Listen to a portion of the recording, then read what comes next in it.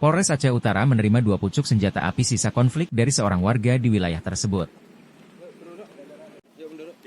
Senjata yang diserahkan 1 pucuk AK-56 dan 1 pistol rakitan, magasin beserta 10 butir amunisi.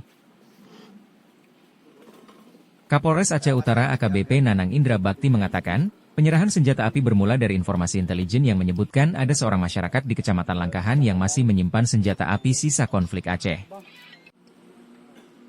Dari informasi itu, Kapolres Aceh Utara membentuk tim untuk melakukan penyelidikan lebih lanjut tentang informasi tersebut.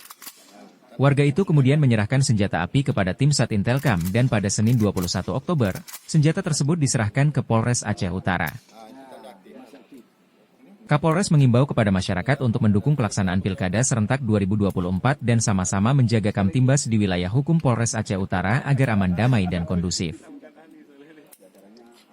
Kapolres juga meminta kepada masyarakat yang masih menyimpan ataupun memiliki senjata api untuk diserahkan kepada aparat keamanan. Menurut Kapolres, bagi siapapun yang menyerahkan senjata tidak dikenakan sanksi dan akan diberikan penghargaan oleh Kapolres Aceh Utara. Adapun senjata api yang diserahkan, yang pertama adalah 1 pucuk senpi AK-56 dengan 1 buah magazin serta 9 peluru, butir peluru yang masih aktif.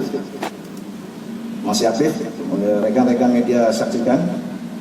Yang kedua, 1 pucuk senpi rakitan jenis FM dengan 1 buah magazin serta 1 butir peluru yang masih aktif pelurunya.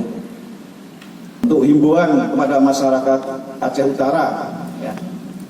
Yang pertama, mari bersama-sama mendukung pelaksanaan kegiatan Pilkada serentak 2024 dan sama-sama menjaga Kamtibmas di wilayah hukum Aceh Utara agar aman, damai dan kondusif. Yang kedua, bagi para masyarakat Aceh Utara yang masih menyimpan, memiliki senjata api atau berbentuk senjata untuk diserahkan kepada Polres Aceh Utara, tidak dikenakan sanksi dan akan diberikan penghargaan dari Kapolres Aceh Utara. Tim Liputan Aceh Video.